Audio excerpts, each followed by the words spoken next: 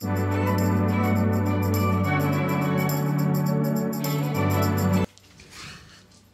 petit crasseux, comment va-t-on? Écoutez-moi, salade tomate oignon, as usual. Vous savez à quel point j'apprécie d'être là avec vous. Toujours.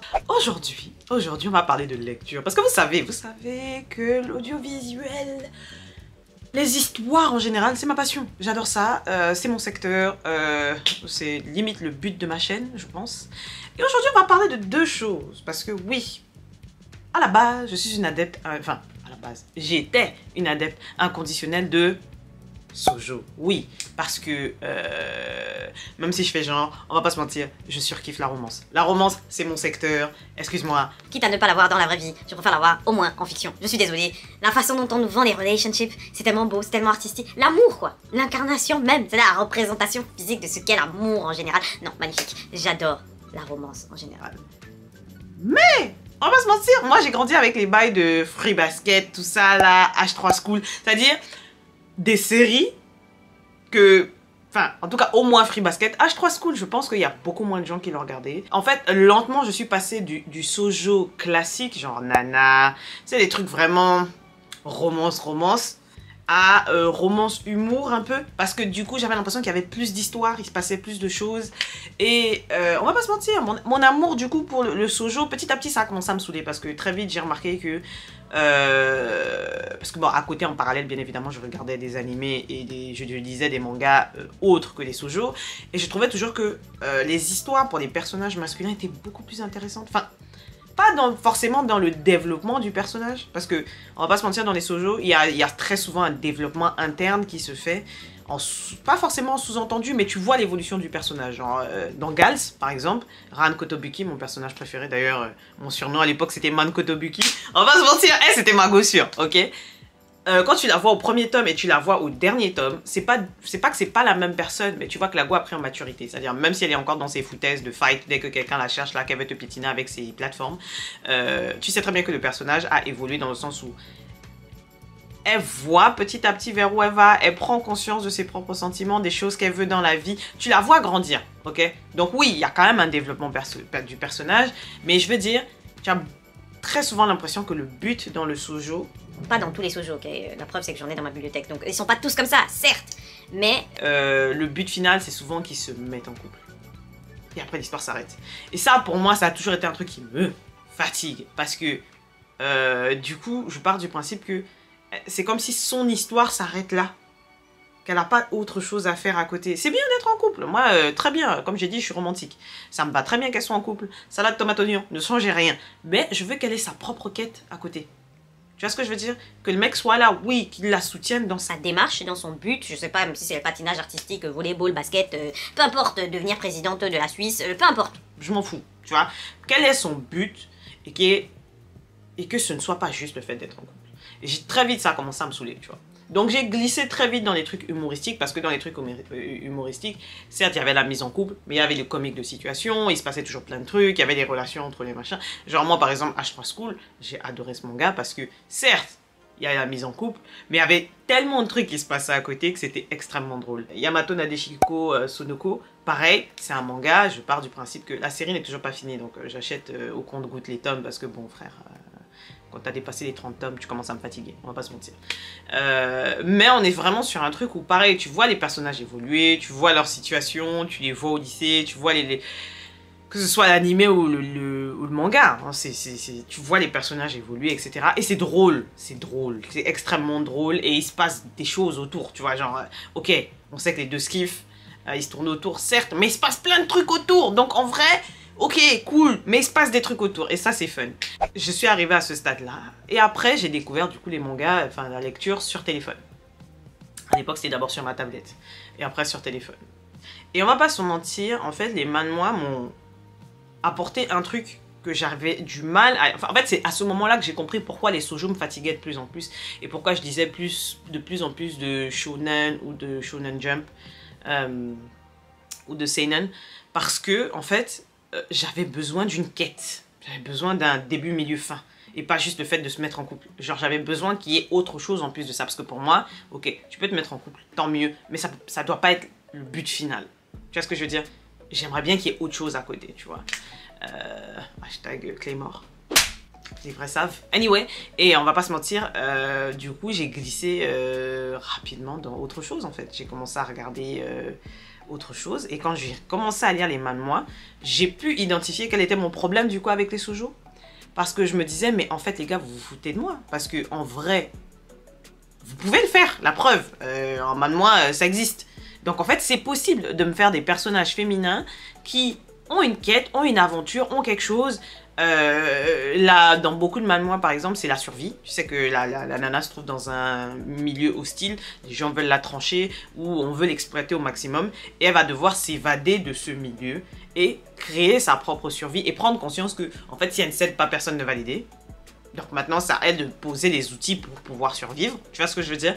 Et donc, du coup, c'est pendant cette quête-là qu'elle trouve l'amour. C'est pas... Tu vois, vous voyez ce que je veux dire? Et du coup... c'est beaucoup plus attractif pour moi. Du coup, c'est pour ça que j'ai lentement commencé à lire de plus en plus de manhwa et moins en moins de shoujo. Je suis de plus en plus sélective dans mes lectures de romance, en général, de toutes les façons. Et je trouve que les manhwa m'ont vraiment fait glisser dans un truc où j'ai besoin de voir une quête, d'avoir un objectif. Qu'il y ait du danger, peut-être même de l'action, que Tantine à un moment tranche des nuques, qu'elle fasse quelque chose de sa vie, tu vois ce que je dis? Et je dis pas forcément qu'elle doit être badass à Rambo 4, à sortir des kalachnikovs de sa jupe. Non, on n'est pas là-bas, d'accord? Je dis juste qu'il y a des moments... bah, il faut qu'il se passe quelque chose, quoi. On n'est pas juste là à se regarder les yeux dans les yeux, amour, gloire et beauté, en mode...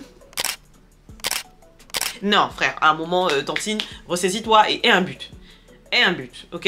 Même si ton but, même si t'es méchante ou que... j'ai besoin d'avoir un but, tu vois? Et pareil, je trouve que, bon, certes, il y a souvent le cliché de la méchante qui est jalouse parce qu'au final, le mec que elle convoite s'intéresse à toi, etc. Mais je trouve que plus souvent, dans les manhwa, il y a aussi un développement du personnage de la némésis, la go qui fatigue là. Soit elle devient complètement cinglée et elle part dans des tranchages de nuque, soit elle comprend qu'elle va pas avoir ce qu'elle veut, mais qu'au final, est-ce qu'elle ne fantasmait pas sur qui il imaginait qu'il était et pas savoir qui il est. Bref, vous voyez, il y a toujours un côté où le personnage, même le personnage secondaire évolue, tu vois ce que je veux dire? Et ça, c'est vraiment un truc que je trouve dommage dans les shoujo parce que bon, il y a des auteurs qui le font. Et je trouve que c'est ces auteurs-là qu'il faut maintenant mettre en avant parce que vraiment ce genre d'histoire... Franchement, quand c'est bien écrit, parce qu'en plus les petits nippons là, quand ils décident de bien écrire, ils te font des dingueries. Vous-même vous savez, hein, ok? Quand ils décident de bien écrire, toi tu commences à te poser des questions. T'es là en mode, mais je commence à beaucoup aimer le personnage là, même s'il fait des dingueries, tout ça. Tu te retrouves à aimer des personnages que t'es pas supposé aimer. On va se mentir, ils savent très bien. Ils savent très bien retourner ton cerveau. Donc c'est pour ça que je dis, avec le niveau narratif qu'ils ont, la capacité à te capter là, c'est dommage qu'ils continuent à pas développer un peu plus les personnages. Après, on va pas se mentir, il y a des séries où les personnages féminins sont développés, etc. Mais j'avoue que le fait de devoir fouiller, là, faire le tri, ça me fatigue. On va se mentir, les manhwa, vraiment, je prends en 3 pages, je lis le début, je vois déjà quel type de personnage c'est et je peux évoluer. Vous voyez ce que je veux dire? J'ai même pas besoin de mettre mon cœur dedans. Et j'avoue que c'est l'une des raisons pour lesquelles maintenant... je lis beaucoup plus de manhwa que de shoujo classique, quoi, manga physique. Et je lis beaucoup plus de Shonen Jump. Et de Shonen, pardon, de Shonen et Shonen Jump. Enfin, les Shonen Jump, c'est une catégorie, vous avez compris. Des Shonen et des Seinen. Je lis même des Seinen, s'il vous plaît. Je suis à la recherche du happy ending. Ne vous inquiétez pas, je triche toujours pour voir si je sens que ça va finir dans une moisissure parce que je suis toujours traumatisée du manga Satan 666 là, le frère jumeau du gars qui fait Naruto. Toi là, mon frère, même si tu sors quoi que ce soit, je ne frôle plus. Je ne frôle plus tes dingueries. J'ai souffert et Bref. Anyway, donc du coup, on va pas se mentir, j'avoue que maintenant les manhwa m'ont gagné. Après, on va pas se mentir, hein, les yaoi sont venus tacler aussi ma perception des manhwa. Donc, un jour, je ferai peut-être une vidéo sur les yaoi sur ma chaîne. Mais j'avoue que j'ai vraiment la flemme des débats sur mes lectures yaoi sur YouTube. Autant sur TikTok, je trouve que les gens sont plus open. Autant j'ai toujours un peu peur d'aborder le sujet des yaoi sur YouTube parce que je sais jamais sur qui ça va tomber et je suis pas là pour lancer des débats inutiles. C'est-à-dire je lis, je suis pas là pour justifier mes goûts de lecture, tu vois. Et après on est sur un espace libre donc les gens sont libres de venir dire ce qu'ils veulent, certes, mais Je pense que les gens sur Internet oublient qu'en face d'eux, c'est aussi des êtres humains. En fait, je pense que c'est principalement ça le problème de l'humanité. Les gens oublient que les gens à qui ils parlent, les gens avec qui ils échangent, que ce soit dans le milieu professionnel, le milieu à l'école, peu importe où, ils oublient que les gens en face d'eux, c'est des êtres humains avec des sentiments aussi. Et que donc, parfois, ton avis n'est pas demandé. Tu peux ne pas aimer la même chose et vivre ta vie et pas avoir besoin de venir me le dire. Donc c'est l'une des raisons pour lesquelles les yaoi, généralement, j'en parle exclusivement sur TikTok, parce que j'ai déjà une communauté là-bas qui lit ça, et puis on est entre nous, quoi. On est sur une petite bulle, on est à l'aise, alors que YouTube, voilà quoi, on connaît YouTube. Anyway, et en plus on connaît la censure de YouTube. Anyway, donc du coup voilà, je vais pas vous mentir, là maintenant j'essaye de nouveau de recommencer à lire quelques shoujo, et en vrai je sais pas par quoi commencer. Si vous avez des suggestions de shoujo qui sont sortis depuis, on va dire 2021, excusez-moi, 2021, 2022, 2023, ou que vous attendez avec impatience pour 2024, n'hésitez pas à me les mettre en commentaire, parce que j'ai envie de reprendre des shoujo, mais je veux juste des shoujo avec des personnages féminins qui font des trucs à côté du fait de se mettre en couple avec un gars, tu vois. Que ok, elles vont avoir des aventures avec le gars, il va se passer des trucs et tout ça, mais qu'il se passe d'autres choses à côté, qu'elles aient d'autres défis. Voilà, si jamais vous en avez, s'il vous plaît. Voilà. Je pense que j'ai tout dit. Je vous fais des bisous sur le front. Que la crasse vous accompagne. D'ailleurs, est-ce que vous allez aller à la Japan Expo? Parce que moi, il faut que j'aille récupérer mon billet cette semaine. Il faut que j'aille payer ça. Anyway. Bisous.